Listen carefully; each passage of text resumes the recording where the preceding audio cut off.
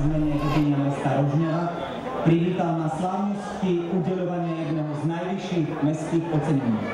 Dnes budeme svedkami udelenia cien primátora mesta Rožňava. Vážení prítomní, prihováram sa vám dnes z tohto miesta na slávnosti udeľovania cien primátora mesta Rožňava.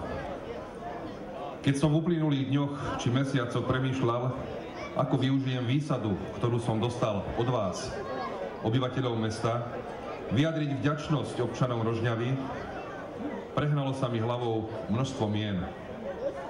Množstvo životných osudov, aj množstvo spomienok na moje doterajšie pôsobenie v úrade primátora. Spomenul som si na ľudí, ktorí v mojom živote zanechali hlbokú a trvalú stopu, i na takých, čo som poznal len krátku chvíľu. Spoznal som sa i rozlúčil s mnohými. Množstvu ľudí som pomohol a veľa ľudí pomohlo mne. Práve keď som premýšľal nad tým, koľko ľudí mi v živote pomohlo, som si uvedomil dôležitú skutočnosť.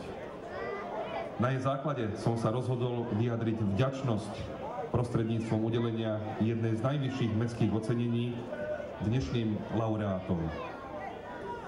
Každý z nich žil svoj pracovný život pre ľudí a spôsobom, aký prebudil okolo seba pozornosť verejnosti.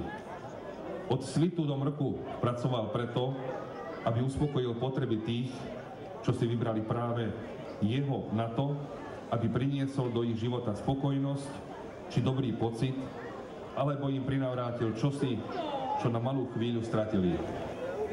Dennodenne pracujem pre vás, obyvateľov nášho mesta, a rozhodol som sa vstúpiť dnes tu, v srdci Rožňavy, čo najbližšie k vám, jej obyvateľom, a ukázať vám tých, ktorých si nesmierne vážim. Som bol prekvapený, že po toľkých rokoch si spomínali na mňa, že som odviedol kus zdravotníckej služby. Dostal som sa na lekárskú fakultu, tam dokončil a odtedy prišiel som do Rožňavy a tu. Vám toto povolanie, vykonávať toto povolanie? Deti mi velice chýbajú. Obyčajne, keď vidím také malé, drobné, tak to je...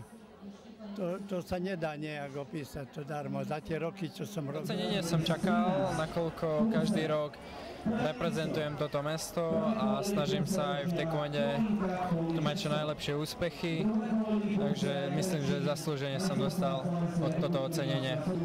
Spanish Open v Španielsku, druhé miesto, na to som asi najviac hrdý. A takisto Portugalsko, tam som sa umiestnil síce na 4. mieste, ale vďaka tomu som sa dostal do Národného športového centra, ktoré som dostal podporu.